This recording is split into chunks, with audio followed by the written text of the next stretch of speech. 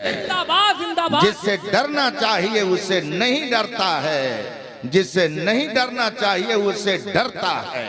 हुजूर मुजाहिद मिल्लत रज़ियल्लाहु ताला अन्हु के बारे में उनके एक रफीक़े गिरामी ने इरशाद फरमाया, वो जुमला आज भी मेरे कानों में गूंजता रहता है। हुजूर मुजाहिद मिल्लत का तारुफ करते हुए एक जलीलुल क़द्र आलिम दीन ने फरमाया था कि हम में और मुजाहिद मिल्लत में ये फर्क है कि हम सबसे डरते हैं, खुदा से नहीं डरते हैं, और मुजाहिद मिल्लत वो हैं जो किसी से नहीं डरते हैं, सिर्फ खुदा। नारे तकबीर, नारे रिसालत, फैज़ाने सरकार मुजाहिद मिल्लत, फैज़ाने आला हजरत हुजूर ताजुल फुक़हा।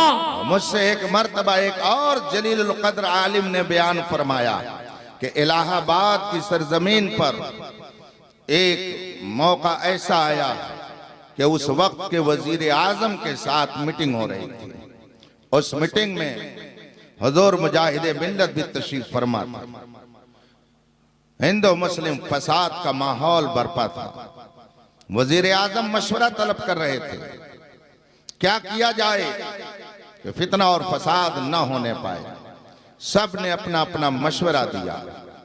हुजूर मुजाहिद मिल्लत अली रहमत व रिजवान की जब बारी आई तो आपने फरमाया, मैं जो मशवरा दे रहा हूं, देने जा रहा हूं, मुझे यकीन है कि आप उस पर अमल नहीं करोगे, लेकिन मैं ये सच बता रहा हूं कि अगर मेरे मशवरे पर अमल कर दिया जाए तो कभी हिंदू मुस्लिम फसाद नहीं हो सकता, कभी नहीं हो सकता है, इसकी भी गारंटी लेता हूं।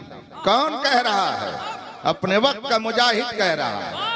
और किसके सामने कह रहा है? हिंदुस्तान के वजीर आजम के सामने कह रहा है।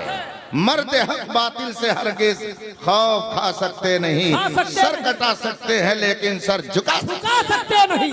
आप मुजाहिद मिल्लत के दीवाने हैं। किसी भी माहौल में रहिए मगर इस पर फख्र कीजिए कि आपका रिश्ता कायनात की उस अजीम हस्ती से मिलता है कि जिसके सदक़े में अल्लाह ने इस कायनात को पैदा फरमाया है। आप उस नबी का कलमा पढ़ते हैं जिस नबी के सदक़े में मुस्लिम हो या गैर मुस्लिम कायनात का जर्रा जर्रा वजूद पाए हुए है। वो जो न थे तो कुछ न था और वो जो न हो तो कुछ न हो। जान है वो जहान की जान है तो जहां। लाजवाब नारे तकबीर, नारे रिसालत। हुजूर मुजाहिद मिल्लत रहमतुल्लाह ताला अलैह से मुस्कुराकर उस वक्त के वजीर आजम ने कहा, मौलाना आप मशवरा तो दीजिए, कहना क्या चाहते हैं? हुजूर मुजाहिद मिल्लत ने भरे ऐवान में फरमाया था कि वजीर आजम साहब, मेरा मशवरा यह है कि जिस जिले में इस तरह का फसाद हो उस जिले के डीएम और एसपी को चौराहे पर शूट कर दिया जाए, फिर कभी नहीं फसाद होगा, ये मैं गारंटी लेता हूँ। हुजूर मुजाहिद मिल्लत ने ये मशवरा वजीर आजम को दिया था। वजीर मुजाहिद मिल्लत वो अजीम जात है कि जो खुदा से डरती थी और किसी से नहीं डरती थी। हमारे अंदर कुछ तो उसका फैज होना ही चाहिए, कुछ तो फैज होना ही चाहिए। और है कुछ बात है कि हस्ती मिटती नहीं हमारी, सदियों रहा है दुश्मन दौरे जमा हमारा। कुछ तो कुछ फैजान है, वरना रात के इस वक्त में खुदा का जिक्र सुनने के लिए यहाँ कैसे बैठे होते। ये खुदा का करम है, उसका फजल एहसान है कि उसने हमें रात के इस वक्त में अपने महबूबों के जिक्र की महफिल में बैठने की सआदत अता फरमाई है। होशियार सुन्नी कभी भी अपने आगे बोलिए, भूलिएगा नहीं जो मैंने कहा था। ईमान का सौदा किसी भी माहौल में रहे, किसी भी हालत में रहे, समझौता कुरान कहता है, मैं अपनी तरफ से नहीं कहता। इन्नमल मुअमिनूना लज़ीना आमनू बिल्लाहि व रसूलिही सुम्मा लम यर्ताबू। कुरान कहता है मोमिन तो वो हैं कि जब अल्लाह और रसूल पर ईमान ले आए सुम्मा लम यर्ताबू, फिर उन्हें शक व शुबहा नहीं होता है, फिर उन्हें शुबहा नहीं होता है, किसी बात में उन्हें शुबहे में कोई चीज नहीं डालती है।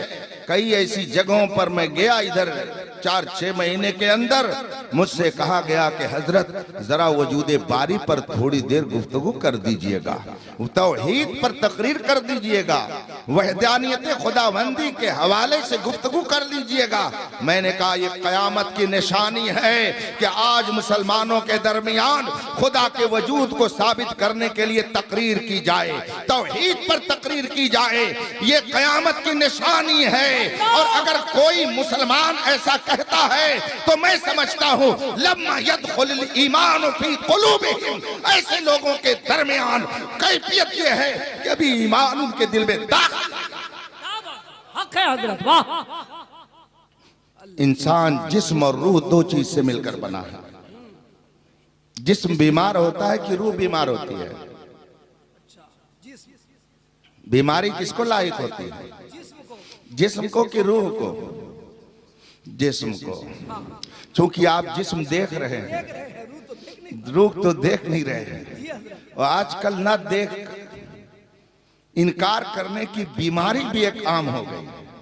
हम खुदा को नहीं देख रहे तो कैसे माने? बेवकूफ, हम तो तुम्हारी अक्ल को भी नहीं देख रहे हैं तो हम तुमको अक्लमंद कैसे माने? इसमें से कौन है जिसकी अक्ल हमको दिख रही है या हमारी अक्ल उसको दिख रही है? सर तो दिख रहा है मगर उसमें अक्ल कहाँ है ये किसी को दिख रही है? जिस्म दिख रहा है मगर रूह दिख रही है? अगर रूह ना दिखे तो कह दीजिए हम नहीं मानेंगे, सब मुर्दा। अक्ल नहीं दिख रही है, कह दीजिए हम नहीं मानेंगे, सब बेवकूफ, सब पागल। खुदा जब गिन लेता है तो अक्ल छीन लेता है। ये फलसफा ही गलत है कि जो चीज न दिखे उसे न माना जाए। ये फलसफा ही गलत है कि किसी बेवकूफ ने उड़ाया होगा। लाखों चीजें ऐसी हैं जो इंसान नहीं देखता है और उसके बावजूद उसे तस्लीम करता है। अगर आपकी अक्ल नहीं दिखती है और आप उसे तस्लीम करते हैं, रूह नहीं दिखती है आप उसे तस्लीम करते हैं, तो खालिक रूह अगर नहीं दिखता है तो उस पर एतराज क्यों किया जाता है? इसीलिए कुरान ने पहले कह दिया मोमिन तो वो हैं जो 1000 तरीके के तूफान आए मगर सुम्मा लब यरताबू, उन्हें शको शुबहा नहीं होता है, वो नींद में भी रहते हैं तो अशहदु अल्ला इलाहा इल्लल्लाह कह करके खुदा की वहदानियत का इकरार। बेशक लाजवाब, जिंदाबाद। क्या तमाशा है? कोई दहरिया आ गया और उसके बाद में तूफान लोगों ने खड़ा कर दिया।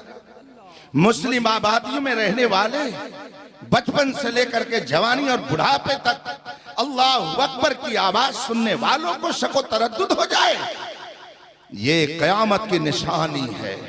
जिस्म बीमार होता है मगर रूह भी बीमार होती है कि नहीं होती है?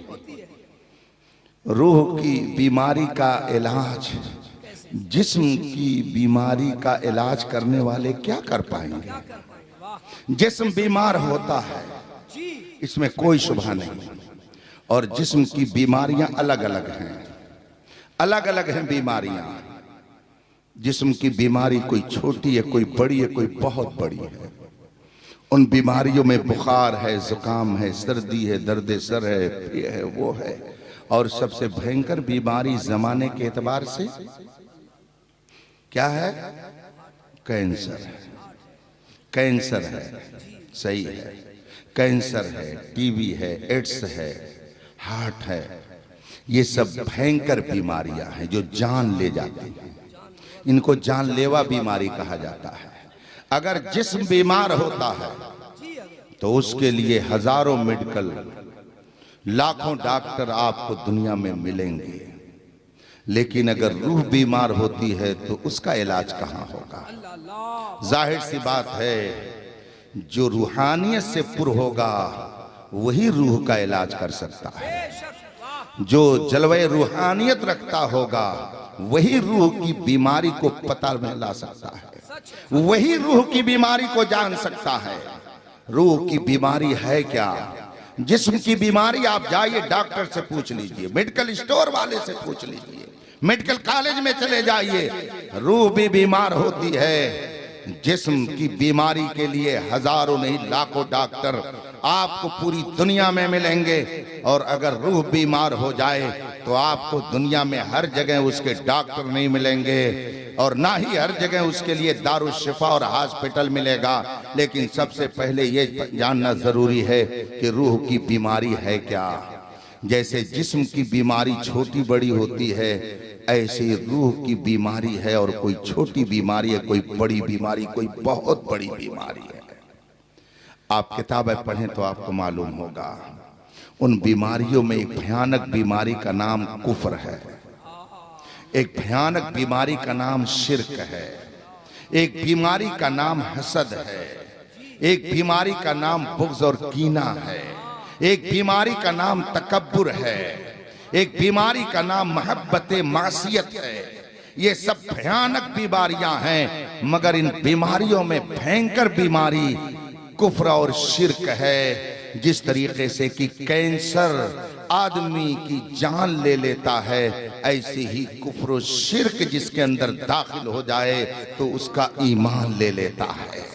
और याद रखिएगा, कुफ्र और शिर्क से भी भयंकर एक बीमारी और है जो सारी बीमारियों की जड़ है। जिस तरह से अतिब्बा और डॉक्टर हजरात कहते हैं कि ये मैदा मैं ऐन जरा जोर से इसलिए निकाल रहा हूं कि अभी मैंने गोवा में रमजान मुकद्दस के मौके पर यही लफ्ज इस्तेमाल किया, तो जो साहब मुझे गाड़ी में बैठा के लेके जा रहे थे वो कहने लगे, हजरत ये मैदा क्या चीज है।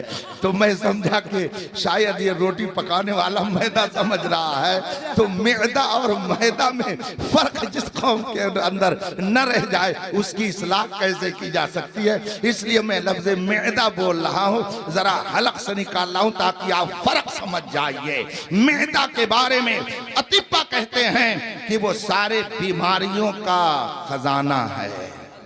मैदा सारी बीमारियों का जनरल स्टोर है, जनरल स्टोर है।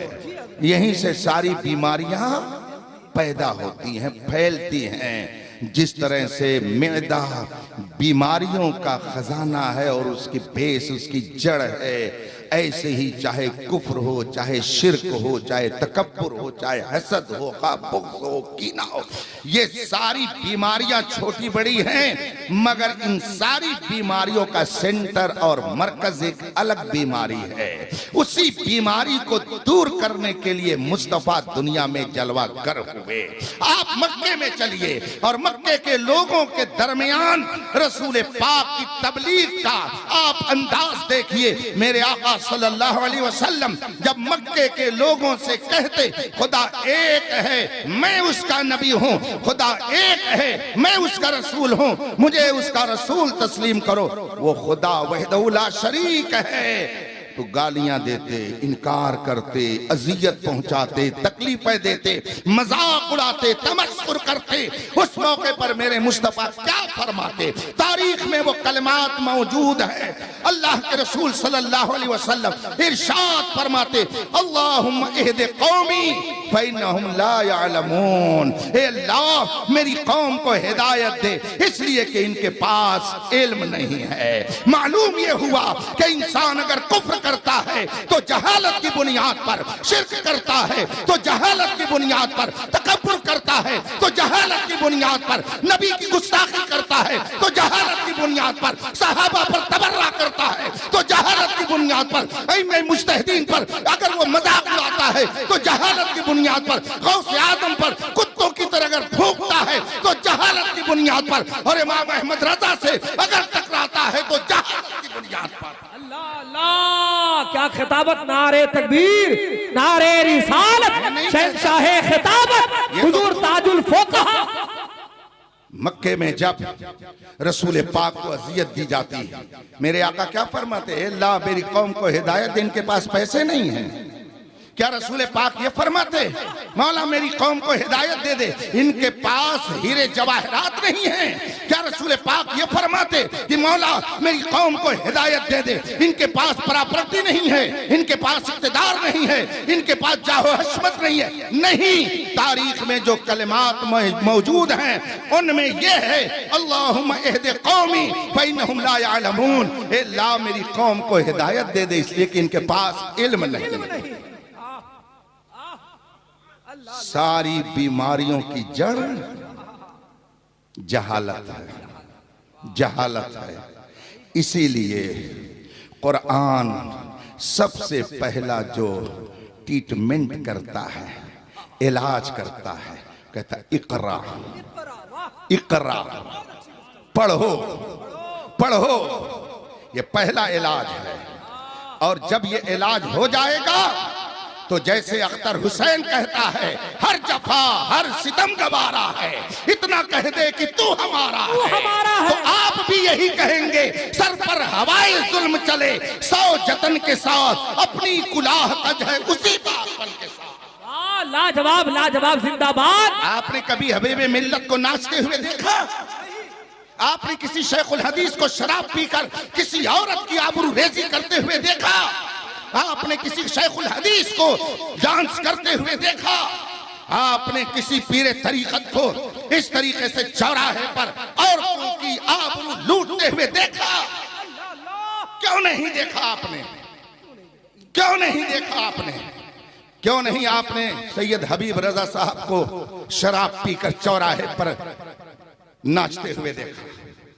क्यों नहीं आपने हबीब मिल्लत को अपनी जिंदगी में शराब पीते हुए देखा? क्यों नहीं आपने हुजूर मुहद्दिस कबीर आकाए नेमत अमीरुल मोमिनीन फिल हदीस अल्लामा ज़ियाउल मुस्तफा साहब को शराब पीकर चौराहे पर डांस करते हुए देखा? क्यों नहीं आपने हुजूर ताजुश शरिया को इस तरह की बेजा हरकतें करते हुए देखा? इसलिए कि इल्म था, इल्म था, इसलिए कि इल्म था। वाह वाह वाह। हम ये जानते हैं कि ये कुरान का इल्म वो है जो इंसान को इंसानियत का जाफर अता कर देता है। लाजवाब, लाजवाब, जिंदाबाद। नारे तकबीर, नारे रिसालत, इल्मे मुस्तफा। कुरान कहता इकरा, पढ़ो। रमजान में सब ने कुरान पढ़ा होगा, पढ़ा होगा ना? सब ने पढ़ा होगा कुरान, सब ने पढ़ा होगा। तो मैं भी पढ़ता हूँ, जरा बताइए तो ये कुरान शरीफ के किस पारे में है? पढ़ रहा हूँ, जरा बताइएगा। इजा जा नसरुल्लाहि वल फतह रअयतन नास यदखुलूना फी दीनिल्लाहि अफवाजा। किस पारे में है? इधर से नहीं, किस पारे में है? सबका नाम नोट कर लीजिए। सद्दाम राही साहब, और एक एक शेर सबको आप नजर कर दीजिएगा।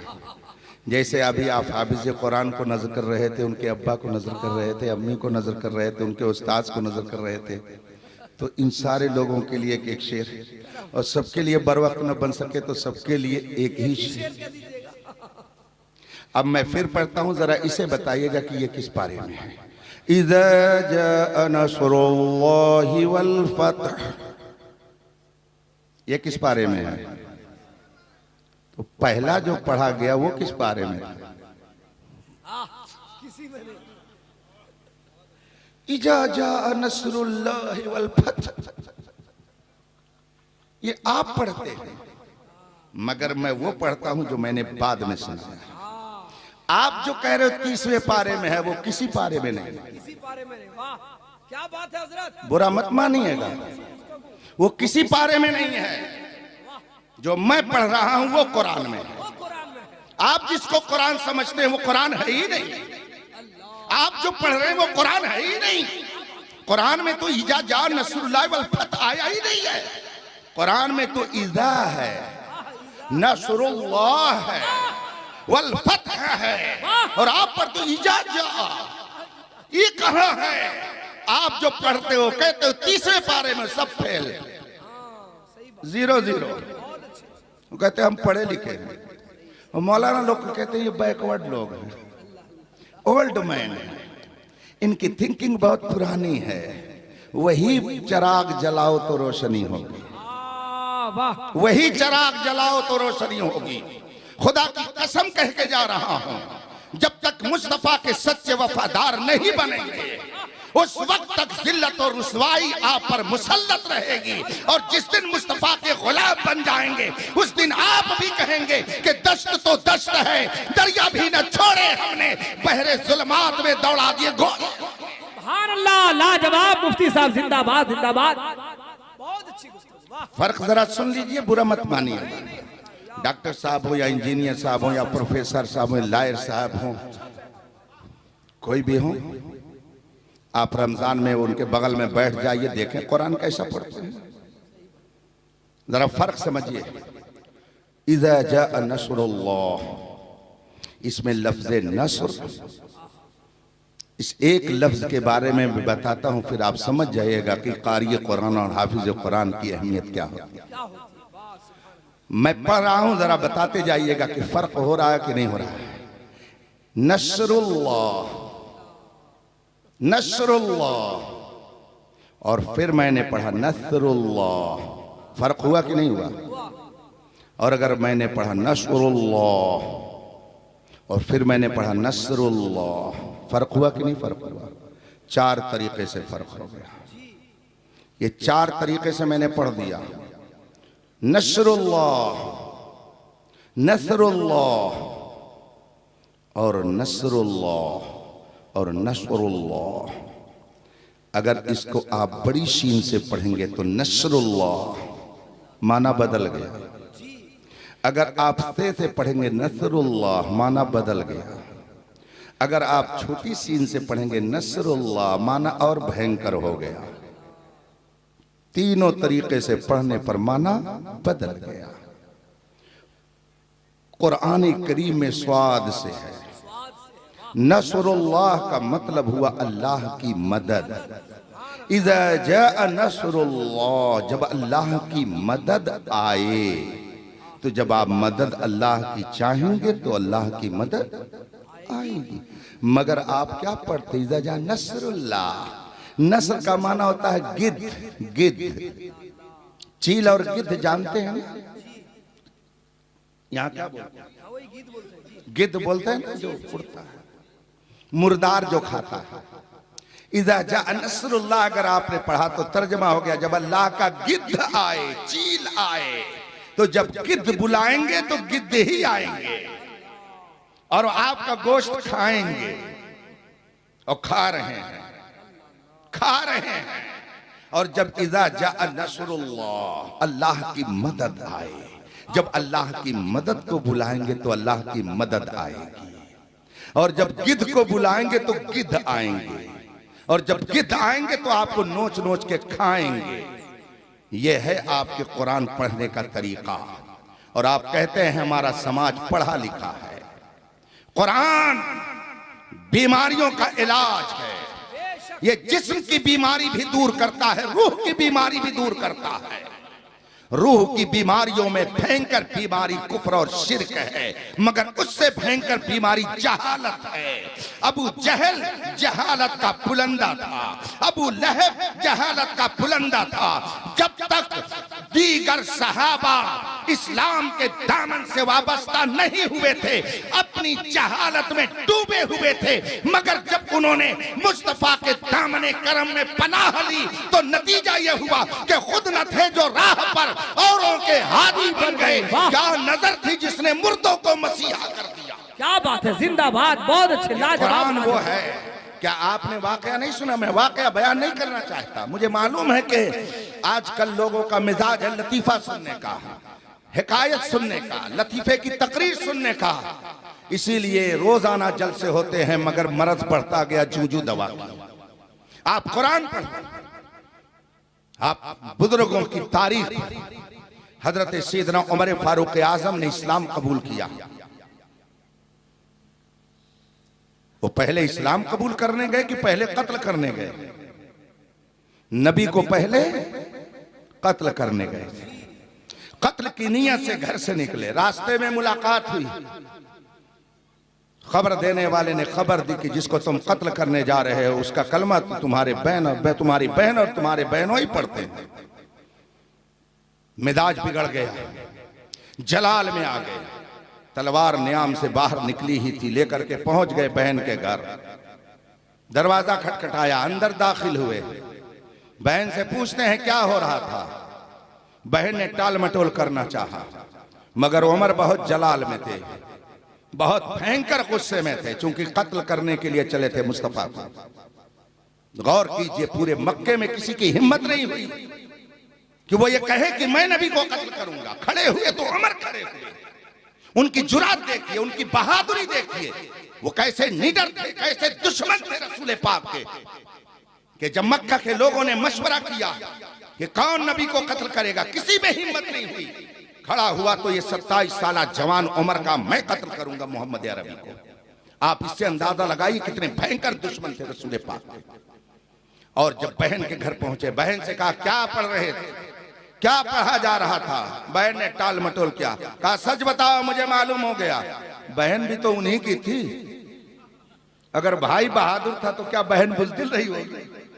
बहन ने भी तेवर दिखाना शुरू किया। उमर ज्यादा तेवर मत दिखाओ, मैं भी उसी बाप की बेटी हूं जिस बाप के बेटे तुम हो। अगर तुम बहादुर हो तो मैं बुज़दिल नहीं हूं। क्या कर लोगे, मैंने उसी नबी का कलमा पढ़ लिया, क्या करोगे। बहन ने ये भाई को जवाब दिया, नबी से जो हो बेगाना उसे दिल से जुदा कर दो। क्या बात है बाप। पिदर मादर बिरादर जानो मालूम पर पैदा कर दो। बहन ने ये नहीं कहा मेरे भाई हैं तो जरा कह दे, अरे चलो कोई बात नहीं है, आ गए हो, बैठो बैठो बैठो। क्या हजरत क्या। बहन ने कहा क्या कर लोगे। बहन ने उसी नबी का कलमा पढ़ लिया है, तुमको जो करना हो करो। मारपीट शुरू हो गई। इन्होंने हाथ उठाया तो बहन ने थोड़ी छोड़ा होगा, उसने भी जवाब दिया होगा। खून का इजहार भी हुआ तारीख में जो कुछ आया। और जब पिट पिटा करके दिमाग कुछ सही हुआ तो कहा अच्छा सुनाओ, कुछ पढ़ करके सुनाओ जो तुम सुन रहे थे। कहा ऐसे नहीं, जरा साइलेंट हो जाओ, सही हो जाओ, उसको सुनने की सलाहियत तो पैदा कर लो। सुभान अल्लाह। मुसलमानों अपनी किस्मत पे फख्र करो, नाज करो अपनी किस्मत पर। ये सूरज है जो रोज चमकता है। क्या सिर्फ मुसलमान ही के घर में चमकता है? नहीं, सबके घर में चमकता है। हिंदू हो चाहे मुस्लिम, सिख हो चाहे ईसाई, अपना हो या बेगाना, सबके घर में सूरज चमकता है। यह और बात है कि कोई समझता है ये माबूद नहीं है, कोई समझता यही माबूद है। चमकता सबके घर में है। अब मिसाल के तौर पर जरा थोड़ी देर के लिए आप मेरी तरफ और मुतवज्जे रहें। इसी तरीके से सूरज चमक रहा था। एक बच्चे ने आईना लिया हाथ में और लेने के बाद उसे सूरज की तरफ किया। बताइए आईने में चमक आएगी कि नहीं आएगी? आईना चमकेगा कि नहीं चमकेगा? और अगर किसी तारीख घर की तरफ कर दिया जाए तो उसमें भी रोशनी जाएगी कि नहीं जाएगी? जाएगी, जाएगी। लेकिन फर्ज कर लीजिए एक साहब अपने आंगन में इसी आईने का तमाशा कर रहे थे। इत्तेफाक से उनके दूसरे अपोज में रहने वाले आए। कहा अच्छा तू आईना लेकर के सूरज से रोशनी लेकर के दूसरों की आंखें चकाचौंध करता है, चल मैं भी कुछ लाता हूँ। घर में गए और रोटी पकाने वाला तवा लेकर के आ गए और उस तवा को उन्होंने सूरज के सामने ऐसे ही दिखाना शुरू कर दिया। अब वो दिखा रहे हैं मगर न उसमें चमक आ रही है, न किसी की आंख में चमक जा रही है, न किसी का कमरा रोशन हो रहा है। अब वो इधर देखते उधर देखते हैं। जो आईना लेके बैठा था उसने कहा सन कसूर सूरज का नहीं है। सूरज का, सूरज की रोशनी तो आईने पर भी पड़ रही है और सूरज की रोशनी तवे पर भी पड़ रही है। आईने का कमाल है, उसके अंदर ये कैपेसिटी है, उसके अंदर ये सलाहियत है कि वो सूरज की किरणों को अपने अंदर जज्ब कर ले और दूसरों को भी वो किरणों से रोशन कर दे।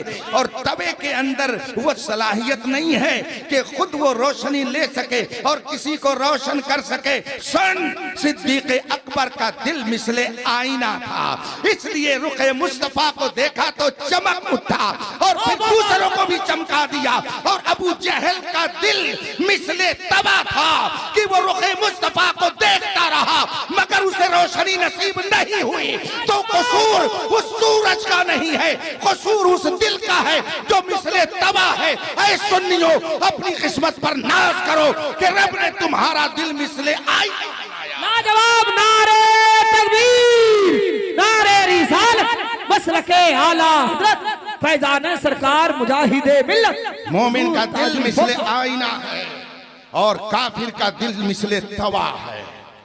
तवा के अंदर चमक नहीं आती है, और आईने के अंदर चमक आ जाती है। तभी तो आला हजरत ने फरमाया चमक तुझसे पाते हैं सब पाने वाले, मेरा दिल भी चमका दे चमकाने वाले। अबू उमर का सुनाओ, का ठीक है सुनाता।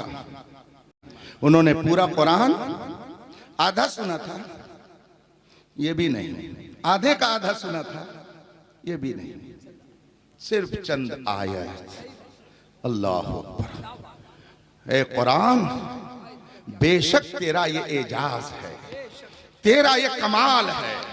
तूने ऐलान किया है वनुनज़्ज़िलु मिनल कुरान मा हुवा शिफा, हम कुरान की वो आयतें उतारते हैं जिसमें शिफा है।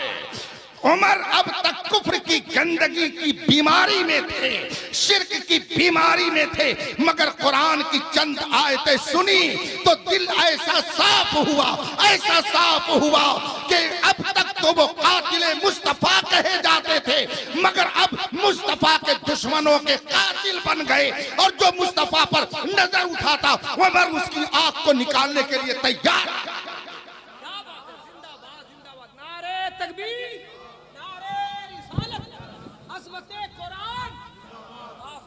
ये कुरान है। वो बेवकूफ है जो कहते हैं कुरान फसाद सिखाता है। कुरान फसाद नहीं सिखाता, फसाद करने वालों को शरीफ इंसान बनाता है। कुरान फसाद नहीं सिखाता, कुरान एक इंसान को सही माना में इंसानियत का जौहर अता करता है। वही उमर जब तक कुरान नहीं सुने थे तब तक नबी के कातिल कहे जाते थे, नबी को कत्ल करने वालों में उनका शुमार था। लेकिन जो ही उन्होंने कुरान की आयत सुनी तो अब नबी के दुश्मनों पर अपनी तलवार लेकर के खड़े रहते। ये कुरान है। आज कुछ लोग कहते हैं अरे सब सही है हजरत, सब ठीक है। वाह भाई वाह, अगर इन्होंने कुरान पढ़ा होता कभी ऐसा जुमला नहीं निकालता। मा यस्तविल खबीस व तय्यिब, कुरान कहता है पाक और नापाक दोनों बराबर नहीं है। कुरान कहता है ला यस्तवी अस्हाबुन नारी व अस्हाबुल जन्ना, जन्नती और जहन्नमी दोनों बराबर नहीं हो सकते। कुरान कहता है कि धूप और छांव दोनों बराबर नहीं हो सकते। कुरान कहता है तारीकी और रोशनी दोनों बराबर नहीं है। कुरान कहता है मुर्दा और जिंदा दोनों बराबर नहीं हो सकते हैं। कुरान ये कहता है बीना और नाबीना दोनों बराबर नहीं हो सकते हैं। कुरान ये कहता है इल्म वाला और बेइल्म वाले दोनों बराबर नहीं हो सकते। कुरान तो ये फर्क करता है। और आज एक वबा चली हुई है, अरे जितने कलमा पढ़ने वाले हैं सब बराबर हैं। खुदा जब दीन लेता है तो अक्लें छीन लेता है। कुरान कहता है बराबर, तो जब इल्म वाला और बेइल्म बराबर नहीं, रोशनी और तारीकी बराबर नहीं, हिदायत और गुमराही बराबर कैसे हो सकती है? ईमान और कुफ्र कैसे बराबर हो सकता है? आप कहे हजरत कैसे हम समझें? तो हम भी समझते हैं, आप खूब समझते हैं। ऐसा नहीं कि नहीं समझते, नहीं समझते हैं, समझ ये आपने पीछे दीवार खड़ी कर रखी है जिसमें बहुत सारी लाइटिंग लगी, रोशनी है। अगर उसके पीछे से एक आवाज आए म्याओ म्याओ, और हम आपसे पूछें किस चीज की आवाज है, आप क्या बताएंगे? देखिए क्या है, बिल्ली। हरदम नहीं फेल होते हैं, कभी कभी फेल होते हैं। पहली बार फेल हो गए, डरिए नहीं, हरदम नहीं फेल। वो पहले सवाल के जवाब में फेल हो गए थे आप लोग, हरदम थोड़ी सब फेल होते, कभी कभी ऐसा होता है। जवाब आपका सही है, क्या है? और अगर भों भों की आवाज आ जाए, कुत्ता। वाह, आप कितने होशियार हैं। आवाज सुन लिया और आपने हकीकत को नहीं पहचाना, पहचान लिया। आपने मुझसे टाइम लिया क्या कि हजरत थोड़ा सा टाइम दे दीजिए, जरा मैं सर्च कर लूं, जरा पीछे जाकर के देख लूं, बगैर देखे कैसे बताऊं, या ये पर्दा हट जाए तब मैं बताऊंगा, देख करके बताऊंगा, सोच करके बताऊंगा, जरा तहकीक करके बताऊंगा, कैसे मैं कह दूं कि पीछे क्या है जब मैंने देखा नहीं है? तो कैसे पता चलेगा कि बिल्ली है कि कुत्ता है? आपने मुझसे टाइम नहीं लिया, बल्कि जो ही मैंने कहा किस चीज की आवाज है, आपने बिला किसी तकल्लुफ के कह दिया कुत्ते की आवाज है, बिल्ली की आवाज है, घोड़े की आवाज है, गधे की आवाज है। इसका मतलब है आपके पास इतनी अक्ल और शऊर है कि आप आवाज को सुन करके हकीकत तक पहुंच जाते हैं। तो फिर मुझे कहने दीजिए, यहां पर भी दो आवाजें सुनाई देती हैं। एक आवाज निकलती है नबी मुर्दा है, और दूसरी आवाज आती है तू जिंदा है वल्लाह, तू जिंदा है वल्लाह, मेरी चश्मे आलम से छिप जाने वाले। एक आवाज आ रही है कि नबी कुछ नहीं दे सकते, और दूसरी आवाज आती है कौन देता है, देने को मुझ चाहिए, देने वाला है सच्चा हमारा नबी। एक आवाज आती है या रसूल अल्लाह कहना शिर्क है, और दूसरी आवाज आती है गैज़ में जल जाएं बेदीनों के दिल, या रसूल अल्लाह की कसरत कीजिए। एक आवाज आती है मिलाद मनाना बिदअत है, ये शिर्क है, और दूसरी आवाज आती है मिसले फारस ज़लज़ले हो नज्द में जिक्र आयाते विलादत कीजिए। एक आवाज आती है नबी को तो पीठ पीछे की खबर नहीं है, और दूसरी आवाज आती है और कोई गैब क्या तुमसे नहीं भला, जब ना खुदा ही छुपा तुम पे करोड़ों दरूद। इंसाफ से बताइएगा, बहुत अच्छी, ईमान से बताइएगा, क्या कहेंगे? अगर आपने आवाज को सुनिया और बगैर रिसर्च किए हुए आपने गधे और कुत्ते की आवाज में फर्क कर दिया, तो इन दोनों आवाजों को आप एक कैसे कहते हैं? एक कैसे कहते हैं? एक कैसे हो सकती है? आपको यह फैसला करना पड़ेगा कि एक गद्दारे मुस्तफा की आवाज है और एक वफादारे मुस्तफा की आवाज। दोनों आवाजें एक नहीं हैं। जिस तरह से गधे और बिल्ली की आवाज को सुनकर आपने हकीकत को जान लिया, यहाँ भी दोनों आवाजों को सुन करके आपको समझना चाहिए, एक गुलामाने मुस्तफा की आवाज है और दूसरी गद्दाराने मुस्तफा की आवाज। लाजवाब, नारे तकबीर, नारे रिसालत, इश्क मोहब्बत, इश्क मोहब्बत, फैजाने आला हजरत सरकार हुजूर मुजाहिदे मिल्लत, हुजूर ताजुल फुक़हा। लाजवाब खिताबत, लाजवाब गुफ्तगू, लाजवाब मिसाल। अपना दे दीजिए। कभी कभी खून के आंसू निकलते हैं जब हम अपने नौजवानों को देखते हैं कि ये बदअकीदा हो रहे हैं। इसका मतलब है कि इन्हें अभी बुनियादी अकीदे का इल्म नहीं है। अगर कोई डॉक्टर के किसी डॉक्टर के बारे में मैं सुनता हूँ कि ये सुन्नी था, ये बदअकीदा हो गया, वहाबी हो गया, राफिजी हो गया, तो मुझे शुबा होने लगता है पढ़ करके डॉक्टरेट की है और डिग्री हासिल किया है या किसी तरीके से हासिल किया है। इसलिए कि अगर इल्म वाला होता तो कभी नबी का गुस्ताख नहीं होता, अगर इल्म वाला होता तो कभी सहाबा का गुस्ताख नहीं होता, अगर इल्म वाला होता तो कभी अपने मोहसिनों का गुस्ताख नहीं होता, अगर ये इल्म वाला होता तो कभी सिराते मुस्तकीम से इधर उधर नहीं हटता। इसका मतलब है कि अभी इसने बुनियादी इल्म हासिल ही नहीं किया। सही हजरत, क्या गुफ्तगू है, सुभान अल्लाह, बहुत अच्छी। ये इस चीज को अल्लाह सलामत रखे। आप कुरान पढ़िए, आप कहते हैं अरे हजरत मेरा चचा है कैसे छोड़। अभी आपने कुरान पढ़ा है रमजान में, और सिर्फ पढ़ा ही नहीं है बल्कि अपने हाफिज से सुना भी है। सूरे बकरा जो दूसरी सूरा है कुरान करीम में, और उसमें आपने पहले ही सफे पर मोमिनों के फजाइल सुने और पढ़े हैं, और जो ही आप वरक उल्टेंगे, और अगर नहीं उल्टा है तो कल जाके वरक उलट लीजिएगा। उसमें फरमाया गया इन्नल्लज़ीना कफ़रू सवाउन अलैहिम अअन्ज़रतहुम अम लम तुनज़िरहुम ला युमिनून। ये जो काफिर हैं जिन्होंने कुफ्र किया, ऐ नबी आप इनको डराएं या न डराएं, ला युमिनून, ये ईमान नहीं लाएंगे, ये ईमान नहीं लाएंगे। ख़तम अल्लाहु अला क़ुलूबिहिम, अल्लाह ने इनके दिलों पर मोहर लगा दी, व अला समइहिम, और उनके कानों पर मोहर लगा दी, व अला अबसारिहिम गिशावा, और उनकी आंखों पर पट्टी पड़ गई है, व लहुम अज़ाबुन अज़ीम, और ऐसे लोगों के लिए बहुत बड़ा दर्दनाक अजाब है। ये कुरान की आयत है। अब जरा दिल पर हाथ रख करके आगे सुनिएगा। कुरान की आयत ये सब के लिए नहीं है, सब काफिरों के लिए नहीं है, वरना कुरान पर एतराज पड़ेगा कि कुरान कहता है जिन्होंने कुफ्र किया वो ईमान नहीं लाएंगे। हालांकि हजारों नहीं लाखों लोग जो पहले कुफ्र कर चुके बाद में, मगर कुरान कहता है कि जिन्होंने कुफ्र किया वो ईमान नहीं लाएंगे। अगर इसको आम रखा जाए हर एक काफिर के लिए जनरली तौर पर, तो कुरान पर एतराज पड़ेगा। इसीलिए मुफस्सिरीन किराम ने फरमाया कि ये मक्के के चंद घुटे हुए काफिरों के बारे में नाजिल की गई है। ये आयत स्पेशल तौर पर अबू जहल के बारे में है, अबू लहब के बारे में है, वलीद इब्ने मुगीरा के बारे में है।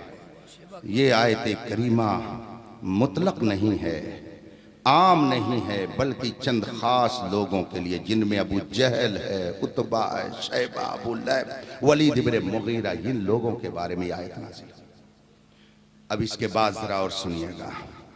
कुरान अबू जहल के बारे में कहता है ये काफिर है, इसके दिल पे मोहर है, इसके कान पर मोहर है, इसकी आंख पर पट्टी है, इसके लिए दर्दनाक अज़ाब है।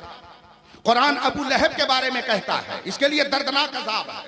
ये उलमा बैठे, आप इनसे पूछिए अबू जहल के किसी बेटे ने इस्लाम कबूल किया कि नहीं किया? बोलिए, जल्दी बोलिए। आप लोग तो बहुत काबिल आदमी हैं, ओल्ड मैन तो ये लोग जो ना गूगल जाने, ना इंटरनेट, ना इंस्टाग्राम, ना ही ये और व्हाट्सएप, ये तो सब आप लोगों का हिस्सा है। बताइए अबू जहल के किसी लड़के ने इस्लाम कबूल किया कि नहीं किया? डरिए नहीं, मैं अकेला हूं भाई, वहां से आया हूं, कुछ कर पाऊंगा थोड़ी आपका। गलत सही जो कहेंगे हाँ करना ही पड़ेगा, लेकिन बाद में मैं क्लियर भी कर दूंगा सही कहा कि गलत कहा। ये राही है, ये अपनी राह लेंगे, कौन हमारा साथ देंगे? नाम ही इन्होंने अपना राही रख लिया है। अबू जहल के एक बेटे हजरत इकरमा सहाबी रसूल, अबू जहल के एक बेटे हजरत इकरमा सहाबी रसूल। अबू लहब की एक बेटी सहाबिया, अबू लहब के एक बेटे सहाबी हैं। अब मुझे आप बताइए हजरत इकरमा कुरान की इस आयत को पढ़ते थे कि नहीं पढ़ते थे? दिल पर हाथ रख के बोलिएगा। ये पढ़ते थे तो किसके बारे में पढ़ते थे? आप कहते हो कि मेरा चचा है, आप कहते हो मेरा भाई है, कैसे छोड़े? आप कहते हो ये मेरा मामू है, कैसे छोड़े? आओ कुरान पढ़ो, सहाबा की जिंदगी को देखो। हजरत इकरमा सहाबी रसूल हैं, और जब ये कुरान की आयत पढ़ते तो बिलाशुबहा ये अबू जहल के बारे में आयत नाजिल हुई तो गोया बेटा अपने बाप को कहता था वलहुम अज़ाबुन अज़ीम, इनके लिए दर्दनाक अज़ाब है। इसका मतलब है नबी से जो बेगाना उसे दिल से जुदा कर दो। बेदर मादर बिरादर जान मारून लाजवाब नारे तकबीर, नारे रिसालत, फैज़ाने आला हजरत। क्या समझो ईमान क्या है? इसीलिए कुरान ने सहाबा को मेयारे ईमान करार दिया है। आमिनू कमा आमन नास, ईमान वैसा रखो जैसे रसूल के सहाबा ईमान रखते हैं। वो ये नहीं देखते थे ये मेरा बाप है, ये मेरा भाई है, ये मेरा चचा है, ये मेरा मामू है। वो तो ये देखते थे जो मुस्तफा का है वो हमारा है, जो मुस्तफा का नहीं वो हमारा। लाजवाब, जिंदाबाद जिंदाबाद, कुरान पढ़िए, कुरान पढ़िए, ईमान से आपका दिल जगमगा जाएगा, मोहब्बत नबी से आपका दिल भर जाएगा, रसूल पाक की गुलामी का जज्बा आसमान की बुलंदियों पर पहुंच जाएगा। ये तो अबू जहल का होगा, और इससे भी भयंकर तब्बत यदा अबी लहब, अबू लहब का हाथ टूट जाए, वह तब्बा और टूट गया। आज कुछ लोग कहते हैं भाई किसी को कुछ मत कहो, और ये नमाज में जाके कहते हैं तब्बत यदा अबी लहब, अबू लहब का हाथ टूट जाए। तो आप लोग नमाज पढ़ने जाते हैं कि अबू लहब का हाथ तोड़ने जाते हैं? क्या हजरत जिंदाबाद, क्या गुफ्तगू हो रही है, क्या वजाहत है। जो लोग कहते हैं किसी को बुरा मत कहो, उन्हें कहिए कुरान की आयत मत पढ़ें। और कहते हम इसको नहीं मानते, फिर पता चलेगा कि मोमिन है कि नहीं है। कुरान पर ईमान लाओ, यहूदियों की तरह नहीं जिनके बारे में कुरान ने फरमाया युमिनून बिबादिल किताब, कुछ आयतों को मानते हैं और कुछ का इनकार करते हैं। यहूदियों का यह तरीका है, ईमान वालों का यह तरीका नहीं है। वो बिस्मिल्लाह की बे से लेकर वन्नास की सीन तक मानते हैं। वाह वाह वाह, पूरे कुरान पर इनका ईमान है। तब्बत यदा अबी लहब, अबू लहब का हाथ टूट जाए, वह तब्बा और टूट गया। इस आयत करीमा कि अभी जो मैंने तिलावत की तो मान अचानक मेरे जहन में हुजूर हाफिज मिल्लत आ गए। हुजूर हाफिज मिल्लत जानते हैं, हुजूर मुजाहिद मिल्लत के क्लास फेलो हैं, हम सबक हैं, दोनों एक क्लास में पढ़ते थे।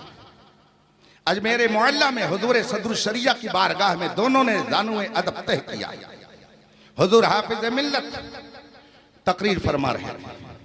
तकरीर के दौरान आपने कहा कि बिस्मिल्लाह की बे से लेकर वन्नास की सीन तक पूरे कुरान में अल्लाह ने अपने नबी रसूल करीम सल्लल्लाहु अलैहि वसल्लम का जिक्र किया है। पूरे कुरान में नबी का जिक्र है। आपने ये तकरीर फरमाई।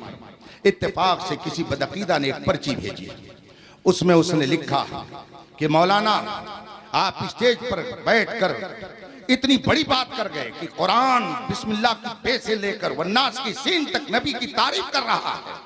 बताइए तब्बत यदा अबी लहब, इसमें कहां नबी की तारीफ है? ये तो अबू लहब के बारे में है, इसमें तो नबी का जिक्र ही नहीं है। आप कैसी बात करते हैं? हुजूर हाफिज मिल्लत ने अपने इल्म का दरवाजा खोला और फरमाया, अरे नादान, नबी की अजमत का सबको जलवा नजर नहीं आता, निगाहे इश्क व मस्ती में वही अव्वल वही अव्वल व आखिर तुम नहीं समझोगे। जिसको इश्क की नजर मिली होगी वो अव्वल व आखिर समझेगा, तुम्हें नजर नहीं आएगा। मगर ईमान वाले को कुरान करीम के हर सफे पर नबी की अजमत के जलवे नजर। और आपने फिर फरमाया कि ये तो पूरी सूरा ही नबी की अजमत का इजहार कर रही है। वाह क्या बात है, पूरी सूरा नबी की अजमत का इजहार। और फिर फरमाया कि इस सूरत का बैकग्राउंड क्या है, ये नाजिल कब हुई थी, किस मौके पर उतरी थी। हुजूर हाफिज मिल्लत फरमाते हैं कि जब अल्लाह के रसूल सल्लल्लाहु अलैहि वसल्लम ने जबल अबू कुबैस पर खड़े होकर मक्के के लोगों को बुलाया और कहा खुदा एक है, मैं उसका नबी हूं, खुदा को एक मानो, मुझे उसका नबी तस्लीम करो।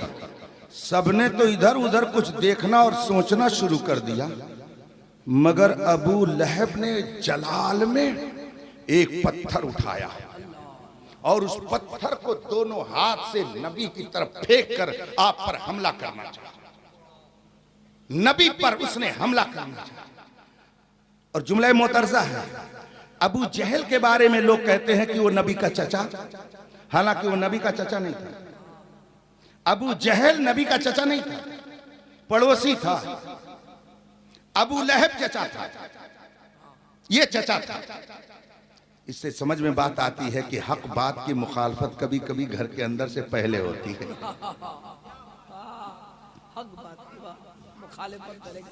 समझ समझ के समझ को समझो। समझ समझना भी एक समझ है।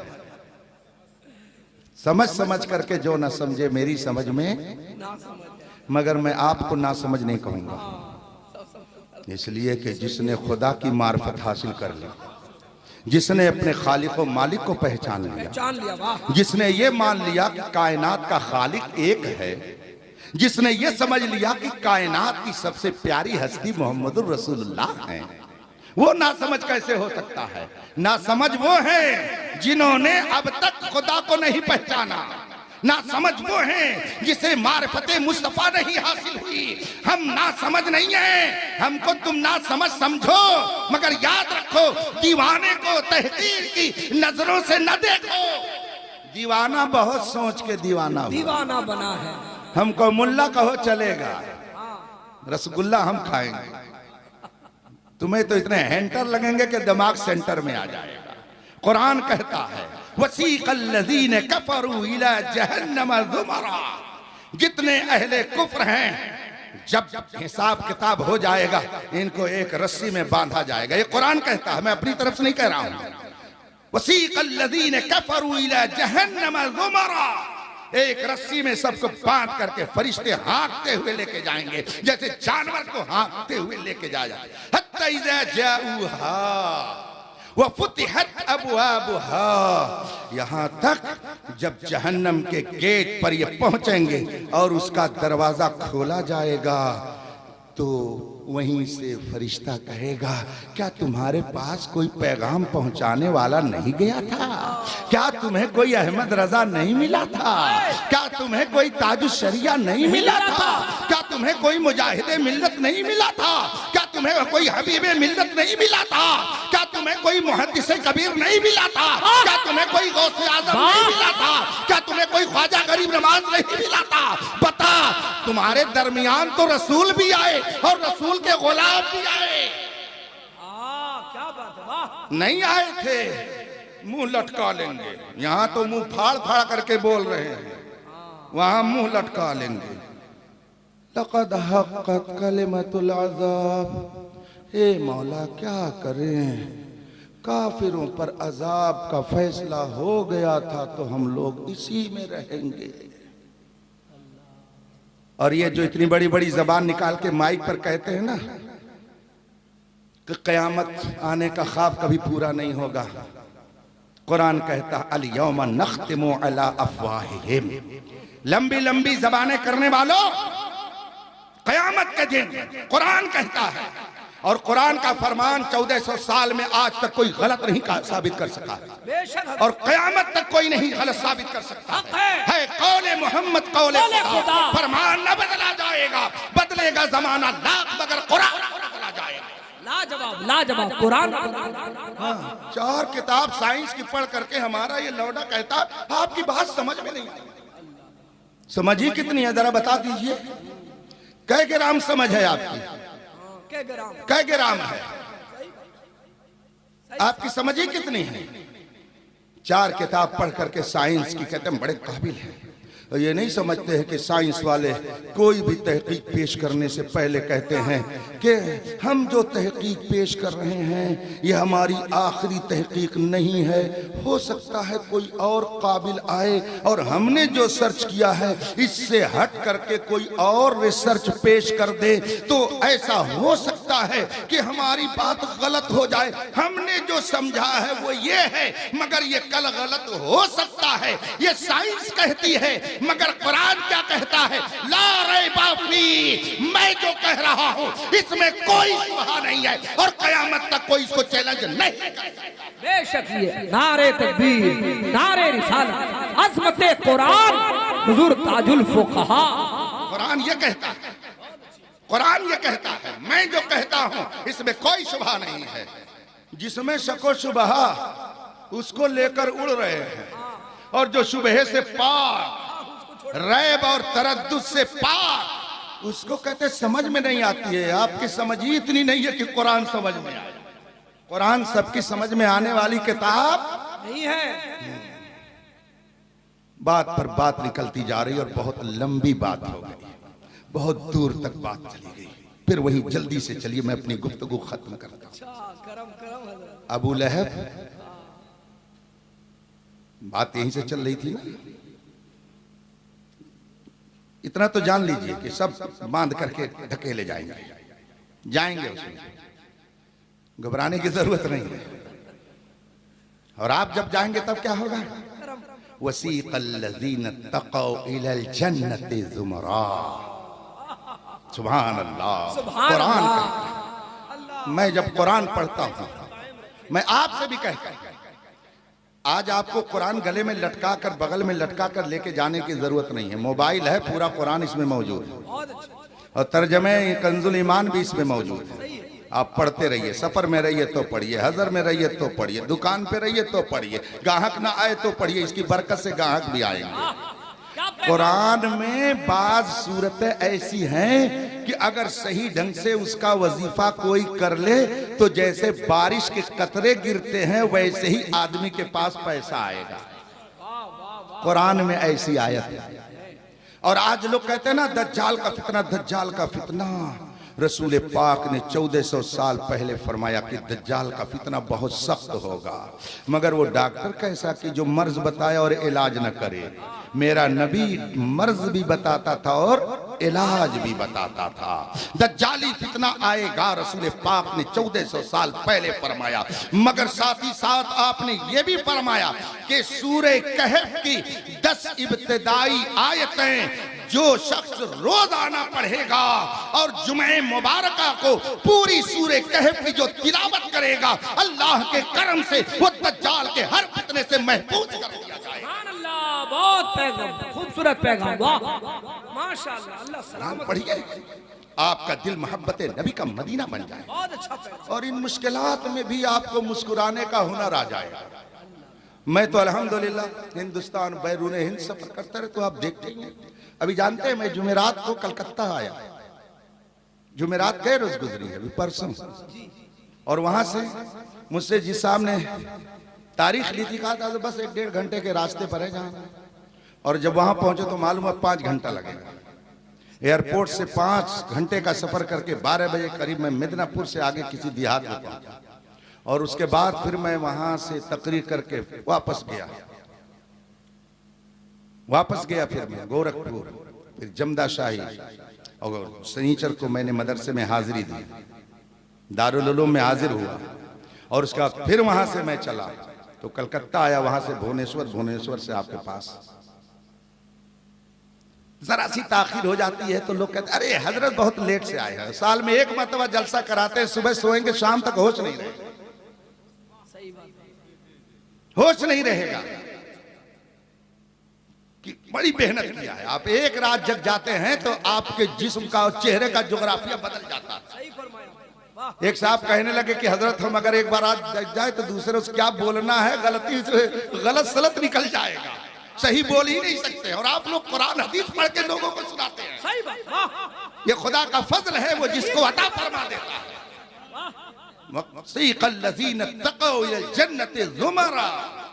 अहले ईमान जमाअत दर जमाअत जन्नत की तरफ ले जाएंगे, वेलकम करते हुए फरिश्ते इनको ले जाएंगे, उधर बंद बांध करके घसीटते हुए, और इधर वेलकम, आइए आइए,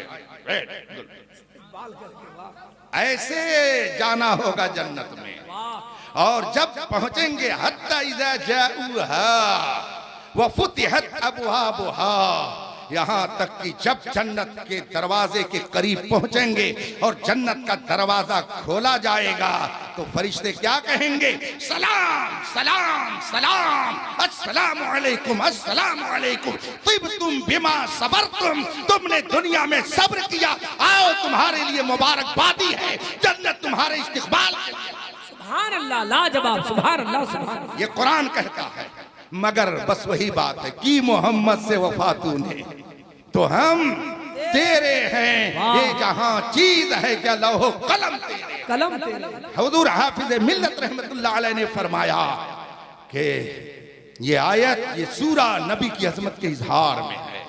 जब अबू लहब ने हुजूर के लिए पत्थर उठाया और फेंका नबी को ईजा पहुंचाने के लिए, मेरे मुस्तफ़ा ने उसका कोई जवाब नहीं दिया, मगर गैरत खुदावंदी जलाल में आई और गैज़ो गज़ब में डूबी हुई इस आयत को अल्लाह ने नाजिल फरमाया।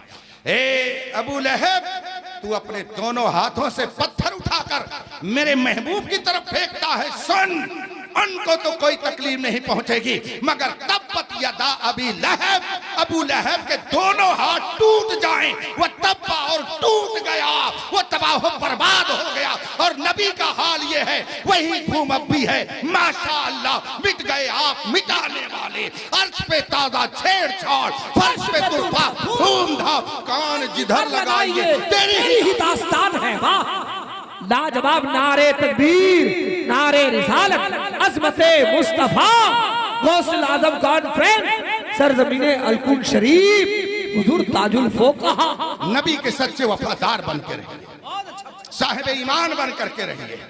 नबी से जो हो बेगाना उसे दिल से, हाँ। तो अबू लहब के बारे में ये सूरत है। और जरा उसकी बीवी का हाल भी सुन लीजिए। हाँ, मियाँ बीवी दोनों इकट्ठे हैं। वह मरातु हम्मालतल हतब, और उसकी के में अबू लहब बहुत बाहैसियत था, नौकर चाकर उसके पास थे, मगर नबी की दुश्मनी में वो खुद जाती और जंगल से कांटेदार लकड़ी चुन चुन करके जमा करती और ला करके अल्लाह के रसूल सल्लल्लाहु अलैहि वसल्लम के रास्ते में इसे बिछा देती थी। इतनी कट्टर दुश्मन थी नबी की।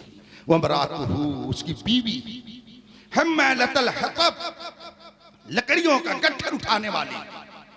कुरान आगे क्या फरमाता है? बहुत लकड़ी का गट्ठर उठा के लेके आती थी। फी जीदिहा हब्लुम मिन मसद। अल्लाह ने हुक्म दिया एक फरिश्ते को, जाओ, बहुत दुश्मनी दिखा रही है नबी की, खजूर की रस्सी इसके गले में डाल करके खींच लो, इसका दिमाग सही हो जाएगा। चुनांचे फरिश्ता खुदा के हुक्म से आया और गले में एक रस्सी डाला और पकड़ करके खींचा, फंदा गले में पड़ा और फिर वो अपने अंजाम को पहुंच गई। कुरान कहता है मियाँ बीवी दोनों जहन्नम रसीद हो गए। ये कुरान कहता है। उस अबू लहब और उसकी बीवी के बेटे और बेटी दोनों मुसलमान, एक सहाबी और उसकी बेटी सहाबिया। बताइए, वो बेटा और वो बेटी अपनी माँ और अपने बाप के बारे में ये सूरत पढ़ते थे कि नहीं पढ़ते थे? कहते हो हम चचा हैं, कैसे छोड़ दे उनको, वो मेरा भतीजा है, कैसे छोड़ दे। और बास तो इतने बेवकूफ की सहाबा पर तबर्रा करते। याद रखिए, चांद पर थूकने वाले का अंजाम बुरा होता है। चांद पर जो थूकता है, चांद दागदार नहीं होता, उसके चेहरे पर वो थूक आ जाता है। सहाबा को पाएंगे, उनके पैरों की जो धूल है, उसका जो एक जर्रा है, उसके बराबर भी नहीं हैसियत हमारी आपकी। अबू लहब के बेटे, अबू लहब की बेटी, सहाबी और सहाबिया, और कुरान की इस आयत पर उनका ईमान। गोया बेटा भी अपने बाप को कह रहा है तब्बत यदा अबी लहब, तब्बत यदा अबी लहब। बेटी भी कह रही है तब्बत यदा अबी लहब। बेटी भी बाप को हलाकत का परवाना दे रही है, बेटा भी बाप को हलाकशुदा कह रहा है। ये है ईमान। इसी की तर्जमानी मेरे मुर्शिद हुजूर ताजुल शरिया ने फरमाई कि नबी से जो हो बेगाना उसे दिल से, पिदर मादर बिरादर जानो माल उन पर। ये हाफिज कुरान हुए हैं, इनके सीने में कुरान महफूज हो गया। आखिरी बात और आपसे रुखसत, कुरान इनके सीने में महफूज हो गया। इनकी अजमत आप नहीं समझ। ये देखिए मेरे हाथ में, यहाँ क्या बोलते हैं इसको? रूमाल। रू के माने होता है चेहरा, माल का माना होता है मलने वाला। तो रूमाल का मतलब हुआ चेहरे को मलने वाला। तो चाहे ये कहिए रूमाल, और इससे अगर मल दीजिए तो ये भी हो जाएगा रूमाल, मगर है यही रूमाल। हमारे यहाँ इसको दस्ती बोलते। चलिए कोई बात नहीं। अब इससे मैं अपने नाक भी पोंछ रहा हूँ, मुंह भी पोंछ रहा हूँ, पसीना भी पोंछ रहा हूँ। आप लोग भी ऐसे ही करते होंगे। मैं आप लोगों से कहीं अलग मखलूक में से ताल्लुक नहीं रखता हूँ, आप लोगों के साथ। ये कपड़े का एक टुकड़ा जो मेरे हाथ में है, इससे हाथ साफ किया जाता है, चेहरा साफ किया जाता है। लेकिन अगर इसी कपड़े के टुकड़े को आप कुरान पाक का जुज़दान बना दें, कुरान पाक का गिलाफ बना दें और इसी में कुरान पाक को रखने के लिए इसे सिल करके पैक करके बेहतरीन लिफाफे के अंदाज में रख दें, क्या इससे कोई नाक पोंछेगा? क्या इसमें कोई हाथ पोंछेगा? कपड़े का यही टुकड़ा है, मेरे हाथ में आया, आपके हाथ में गया, तो इससे चेहरा पोंछा जा रहा है, पसीना पोंछा जा रहा है, हाथ पोंछा जा रहा है, और कपड़े का वही टुकड़ा कुरान का जुज़दान बन गया और उसमें कुरान रख दिया गया। तो अब न उसमें हाथ पोंछा जाएगा, न उसमें मुंह पोंछा जाएगा, बल्कि उसको होंठों से लगाया जाएगा और आंखों से लगाया जाएगा। ऐ कुरान, तेरी अजमत को सलाम, तेरे रुतबे को सलाम, तेरे एहतराम व अकीदत को सलाम कि अगर कपड़े का एक टुकड़ा तुझसे निस्बत रख ले तो वो कपड़ा मोहतरम हो गया, उसे अब फेंका नहीं जाएगा बल्कि उसको आंखों से लगाया जाएगा। कपड़ा जिसको लोग अपने पैरों से रौंदते हैं, अगर कुरान का जुज़दान बन जाए तो वो कपड़ा काबिल एहतराम हो जाए। जो सीना कुरान का जुज़दान बन जाए, बताओ उस सीने को कोई कैसे जलील कर सकता है? जो जलील करना चाहे वो खुद जलील हो जाएगा, मगर कुरान जिस सीने में महफूज है उसे खुदा जलील और महफूज करने पर जो बात है। आपने सदरुल फाजिल अल्लामा सैयद नईमुद्दीन मुरादाबादी रहमतुल्लाह अलैह का नाम सुना होगा। आपका मुनाजरा हो रहा था एक साहब से, उन्होंने बहुत ही तुमतुराक अंदाज में कहा, मौलाना आपके कुरान का कोई वजन नहीं, बहुत हल्का फुल्का, आपका कुरान बहुत आसान है। हुजूर सदरुल फाजिल ने फरमाया, वो कैसे? कहा, देखिए आपके कुरान का 7 पारा मुझे याद है, मैंने 7 पारा याद कर लिया है, मगर हमारी किताब, नाम नहीं लेंगे समझ जाइए, बड़ा मुश्किल है आज, हमारी किताब बहुत बावसन, बहुत मुश्किल, आपको उसका एक पेज भी याद नहीं होगा। आपकी किताब बहुत आसान है, हमको 7 पारा याद है, आपको हमारी किताब का एक पेज भी नहीं याद होगा, बहुत सख्त, बहुत मुश्किल किताब। हुजूर सदरुल फाजिल तो सदरुल फाजिल थे, खलीफा थे आला हजरत, शागिर्द थे आला हजरत, शागिर्द थे अल्लामा मोहम्मद गुल रहमतुल्लाह अलैह, मामूली शख्सियत के मालिक नहीं थे। आपने फौरन जवाब दिया कि जनाब आपने समझा नहीं, आपकी किताब इतनी मजबूर है, इतनी मजबूर है कि उसको अपने घर में भी जगह नहीं मिल रही है। क्या बात, समझ रहे हैं ना? आपकी किताब इतनी मजबूर कि उसे अपने घर में जगह नहीं, हमारी किताब इतनी पावरफुल के दुश्मन के घर में कब्जा कर रही है। क्या बात है, क्या बात है, सुभान अल्लाह। आपकी किताब इतनी मजबूर कि अपने घर में भी बेवतन है, हमारी किताब इतनी ताकतवर के दुश्मन के घर में कब्जा किए हुए है। ये कुरान का पावर है, कुरान का एजाज है, ये हाफिज कुरान हुए हैं। रसूल पाक ने फरमाया, खैरुकुम मन तअल्लमल कुरआन व अल्लमह, तुम में सबसे बेहतर वह है जिसने कुरान को सीखा और दूसरों को सिखाया। ये बेहतर हैं, जब सिखाने लगेंगे तो और बेहतर होंगे, और बेहतर होंगे, और बेहतर होंगे। तू घटाए से किसी के न घटा है न घटे, जब बढ़ाए तुझे अल्लाह ताला। वाखिर दावाना अनिल हम्दुलिल्लाहि रब्बिल आलमीन। अस्सलाम।